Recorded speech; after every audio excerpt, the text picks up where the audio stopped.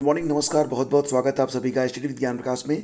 तो friends, UP triple S C PT की answer key आ गई है, लेकिन ये आंसर की थोड़े बदलाव के साथ आपको देखने को मिलेगी। आपने देखा होगा कि एग्ज़ाम में प्रश्न पत्र के कई सारे सेट थे। Set A, set B, set C, set D, set E, F, G, H, जो कुछ भी रहा होगा। तो यहाँ पर जो आंसर की जारी हुई है वो दो मास्टर सेट में जारी की गई है। मतलब ये कि शिफ्ट वन की जो परीक्षा हुई थी उसका एक क्वेश्चन पेपर बना दिया गया है, और शिफ्ट टू की जो परीक्षा हुई थी उसका भी एक क्वेश्चन पेपर बनाया गया, और दोनों की जो आंसर की है वो जारी कर दी गई है। और ये जो क्वेश्चन पेपर होगा मास्टर सेट, ये मास्टर सेट आपको तभी मिलेगा जब आप लॉगिन करेंगे। तो पूरी विधि मैं आपको बताऊंगा कि, और ये भी बताऊंगा कि आप कैसे ऑब्जेक्शन कर पाएंगे। फिर आपको ये बता दें कि जो आंसर की जारी हुई है, अगर उस आंसर की पर आपको कोई आपत्ति है, आपको लगता है कि ये जो आंसर दिया गया है आयोग की ओर से वो गलत है, तो ऐसी कंडीशन में आप अपनी आपत्ति भी दर्ज करा पाएंगे। और इसकी जो लास्ट डेट है वो 7 सितंबर यहाँ पर लगाई गई है, यानी कि 7 सितंबर तक आप अपनी आपत्ति को दर्ज करवा पाएंगे। तो यहाँ पर मैं आपको बता दूं कि जो आपका क्वेश्चन पेपर था वो तो पहले आप देख चुके होंगे। जो क्वेश्चन पेपर एग्ज़ाम में आया था तो उसके अलग अलग सेट थे, और वो सारे सेट पहले ही अपलोड कर दिए गए थे, तो आप लोगों ने मिलान कर लिया होगा। और डेफिनेटली बहुत सारे लोगों ने अलग अलग जो उत्तर कुंजी अलग अलग तरीके से जारी की गई सोशल मीडिया पर, उससे भी मिलान कर लिया होगा। लेकिन अब ये है यहाँ पर कि दो मास्टर जो है क्वेश्चन पेपर बनाए गए हैं। मतलब सारे जो सेट हैं शिफ्ट वन के जो सारे सेट थे उसका एक मास्टर सेट बनाया गया है, और शिफ्ट टू में भी यही किया गया है, और उसी के सापेक्ष यहाँ पर जो आंसर की है वो जारी की गई है। और आपको जो है क्या करना होगा कि अगर मान लेते हैं कि आपकी जो परीक्षा हुई है ये शिफ्ट वन में हुई है, तो शिफ्ट वन में आपकी परीक्षा हुई है, तो आपको जो है लॉगिन करना पड़ेगा। लॉगिन करने के लिए क्या करना होगा कि जब आप बिल्कुल ऊपर जाएंगे तो यहाँ पर आपको अपना रोल नंबर डालना होगा और डेट ऑफ बर्थ डालना होगा। उसके बाद लॉगिन बटन पर आप यहाँ पर क्लिक करेंगे। लॉगिन होने के बाद आपको कुछ इस तरीके से पेज दिखाई देगा, और इसमें यह बताया गया है कि निर्देशों को ध्यानपूर्वक पढ़ें। तो यह पोर्टल आपको परीक्षा में दिए गए प्रश्नों के सापेक्ष आपत्ति दर्ज करने की सुविधा प्रदान करेगा। तो इसमें क्या है कि ऑब्जेक्शन विंडो में लॉगिन करने के बाद अभ्यर्थी को मास्टर प्रश्नपत्र डाउनलोड करना होगा। मतलब आपका सेट चाहे जो रहा हो, एक मास्टर प्रश्नपत्र जो है विद आंसर, यानी कि वहाँ पर मैं आप नीचे आपको दिखाता हूँ, तो जो क्वेश्चन पेपर होगा आंसर के साथ आपको मिल जाएगा।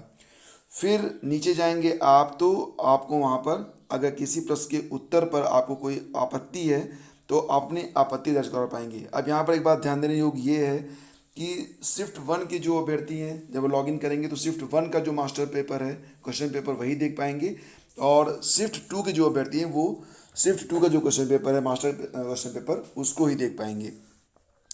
और इसका जो तरीका है मैं आपको दिखाता हूँ। तो देखो, जब आप लॉगिन कर जाओगे रोल नंबर और डेट ऑफ बर्थ डालकर, तो इस प्रकार से आपको दिखाइएगा। तो यहाँ पर click here to view download question paper for raising objection, यहाँ पर जब आप क्लिक करेंगे तो आपको क्वेश्चन पेपर मिल जाएगा। किस प्रकार से होगा क्वेश्चन पेपर, यहाँ पर आप देख सकते हैं, ये रहा क्वेश्चन पेपर। तो इसमें जो है कि सभी प्रश्न दिए गए हैं और उसकी आंसर भी यहाँ पर दिखा दी गई है। तो इस प्रकार से आपको जो क्वेश्चन पेपर मिल जाएगा विद आंसर। और अगर किसी प्रश्न के उत्तर में आपको कोई दिक्कत हो रही है तो आप यहाँ पर आकर अपना जो ऑब्जेक्शन है वो दर्ज करवा पाएंगे। जैसे मान लो क्वेश्चन नंबर वन है, आंसर की बी है। अब यहाँ पर अगर आपको ऑब्जेक्शन करना है तो रेज व्यू ऑब्जेक्शन पर आप क्लिक करेंगे और अपने ऑब्जेक्शन को आप दर्ज करवा पाएंगे। तो ये पूरी प्रक्रिया है, और ये 7 सितंबर तक आपको कंप्लीट करनी होगी। ठीक है, तो अगर आपको सूचना नहीं थी तो आप इस तरीके से अपना जो मास्टर क्वेश्चन पेपर है उसको देखकर मिलान करके अपनी आपत्ति को दर्ज करा सकते हैं। और हाँ, अगर किसी प्रश्न के उत्तर में आपको कन्फ्यूज़न है तो आप मुझे जो मेरा टेलीग्राम चैनल है स्टडी विद ज्ञान प्रकाश, वहाँ पर भी आकर पूछ सकते हैं और क्वेश्चन को वहाँ पर दिखा सकते हैं कि ये क्वेश्चन इसका ये आंसर होना चाहिए। तो उस पर भी एक शोध आपको ज़रूर मैं दूंगा। ठीक है, फिलहाल फ्रेंड्स यहाँ पर आपको बता दें कि यूपी के हर जिले में चल रही ग्राम पंचायत सहायक भर्ती में आज मेरिट फाइनल हो जाएगी, और अधिसूचना के मुताबिक ये जो लिस्ट होगी अंतिम रूप से जो ग्राम पंचायत की प्रशासनिक समिति यानी कि ग्राम प्रधान के यहाँ से इसे अंतिम रूप से अनुमोदित करने के बाद डीपीआरओ के पास भेज दिया जाएगा, और 7 सितंबर के बीच जिला स्तरीय समिति परीक्षण करेगी कि जो यहाँ पर पेपर लगाए गए वो सही थे या नहीं थे, जो कुछ भी है। उसके बाद 8 सितंबर को नियुक्ति पत्र जारी कर दिए जाएंगे। तो आज मतलब इसका जो फाइनल है वो ग्राम प्रधान के यहाँ हो जाएगा और 8 तारीख के बाद नियुक्ति पत्र मिल जाएगा ग्राम पंचायत सहायक के लिए। 69,000 सहायक अध्यापक भर्ती के लिए 3rd राउंड की काउंसलिंग हो चुकी है। 4th राउंड काउंसलिंग की मांग अभ्यर्थी कर रहे हैं और कह रहे हैं कि जितने भी पद शेष बचे हुए हैं अब उस पर 4थे राउंड की काउंसलिंग करवाई जानी चाहिए। तो अगली जिला आवंटन सूची जारी कर बेरोजगारों को राहत देने की बात यहाँ पर कही जा रही है। अब देखना ये है कि 4थे राउंड की जो काउंसलिंग है वो कब होती है और किस प्रकार से होती है। हालांकि शिक्षा मंत्री ने भी कहा था कि अंतिम सीट भरने तक वो काउंसलिंग करवाएंगे। फिलहाल देखते हैं कि आगे क्या होता है। और फ्रेंड्स, वजहें कुछ भी हों लेकिन हकीकत यह है कि डेट बढ़ाए जाने के बावजूद डीएलएड की सीटें जो है वो नहीं भर पाई हैं। आपने देखा था कि पिछली बार ये सत्र शून्य हो गया था और इस बार उम्मीद थी कि बहुत अधिक संख्या में आवेदन आएंगे। डेट भी कई बार बढ़ाई गई लेकिन उसके बावजूद भी डीएलएड की जो सीटें थी वो भर नहीं पाई हैं। और अब पीएनपी ने सीटें भरने के लिए डेट को थोड़ा सा और एक्सटेंड करने की बात कही है और मांग करी है कि अगर डेट बढ़ाई जाए तो हो सकता है कि कुछ सीटें और भी बढ़ सकती हैं। तो प्रदेश में कुल डीएलएड की 2,42,000 सीटें हैं। 2 वर्षीय प्रशिक्षण पाठ्यक्रम की सीटों के मुताबिक विद्यार्थी पिछले कुछ वर्षों से नहीं मिल रहे हैं। हर बार जो सीटें खाली हो रही हैं और इस बार तो बहुत अधिक संख्या में सीटें खाली हैं, यानी कि जितने आवेदन हुए हैं सभी को प्रवेश दे दिया जाए उसके बाद भी सीटें खाली हैं। और इसकी मुख्य वजह आप समझ रहे होंगे, मुख्य वजह यही है कि अभ्यर्थी अब डीएलएड के बजाय बीएड को प्रेफरेंस दे रहे हैं, क्योंकि बीएड करने के बाद भी वो 1 to 5 प्राइमरी लेवल में, 6 to 8 जूनियर लेवल में और इसी के साथ वो आगे चलकर टीजीटी और कहीं कहीं पर तो पीजीटी में भी अब बीएड मांगा जा रहा है, तो पीजीटी के लिए भी वो वैध होते हैं। तो ऐसी कंडीशन में अभ्यर्थी अब यही मांग कर रहे हैं कि जो मतलब मांग क्या कर रहे हैं, वो जान रहे हैं कि अगर वो आवेदन करते हैं तो इससे बेटर है कि वो बीएड कर लें। और यही वजह है कि ये जो सीटें होती हैं वो पूरी की पूरी भर नहीं पाती हैं। और फ्रेंड्स, यहाँ पर एक बड़ी बात देखो, ओ लेवल को ओ लेवल ही मतलब ओ लेवल के समकक्ष सिर्फ ओ लेवल को ही माना जा रहा है। तो इलाहाबाद हाईकोर्ट की लखनऊ खंडपीठ ने एकल पीठ के एक फैसले को पलटते हुए कहा है कि बीटेक यानी कंप्यूटर, बीएससी यानी और बीसीए डिग्रीधारी उस पद के लिए आवेदन नहीं कर सकते हैं जिसमें ओ लेवल सर्टिफिकेट की अर्हता मांगी गई हो। कोर्ट का कहना था कि उच्च डिग्रीधारी होने का तात्पर्य यह नहीं है कि अभ्यर्थी के पास ओ लेवल सर्टिफिकेट का होना मान लिया जाए।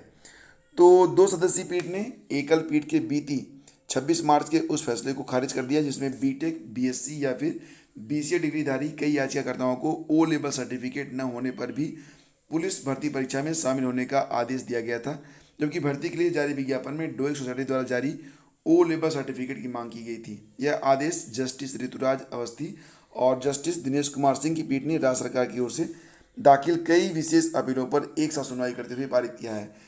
तो देखो, यहाँ पर आरओ और एआरओ की जो परीक्षा होती है यूपी पीएससी की ओर से, तो उसमें भी ओ लेवल मांगा जाता है। और कई बार ऐसा हुआ है कि अभ्यर्थी जो होते हैं वो अंतिम रूप से चयनित हो जाते हैं एआरओ के लिए, लेकिन फिर भी ओ लेवल की वजह से जो पेंच है वो फंस जाता है। तो यहाँ पर ध्यान दो कि ओ लेवल की जगह सिर्फ ओ लेवल ही चलता है और इसके बाद अगर किसी कोई अन्य समकक्ष डिग्री आपके पास है तो उस पर भी कई बार विवाद होते हुए देखा गया है। तो फ्रेंड्स, ये थी आज की पूरी अपडेट और thank you so much for watching the video. आज का करंट अफेयर अपलोड कर दिया गया है तो उसको भी आप लोग देख लीजिएगा, क्योंकि आपकी परीक्षाएं बड़ी तेज़ी से निकट आ रही हैं और करंट अफेयर के लिए आपका रिवीजन अच्छे से चलता रहे तो इसके लिए जो करंट अफेयर की पीडीएफ है वो भी आपको दी जा रही है, जो कि आपको मिल जाएगी हमारे टेलीग्राम चैनल स्टडी विज्ञान प्रकाश पर। तो वहाँ पर विजिट करके आप पीडीएफ को डाउनलोड कर सकते हैं, डेली पीडीएफ। इसके अलावा जो मंथली पीडीएफ है और कंबाइंड पीडीएफ है पूरे 8 महीने की, उसको भी आप परचेज कर सकते हैं। इसके लिए आपको वीडियो का डिस्क्रिप्शन चेक करना होगा। तो दोस्तों, आज के वीडियो में बस इतना ही। शीघ्र मिलते हैं आपसे एक नए वीडियो में। आगे दीजिए नमस्कार, जय हिंद। और हाँ फ्रेंड्स, एक जरूरी सूचना मैं आप लोगों को देना चाहूँगा।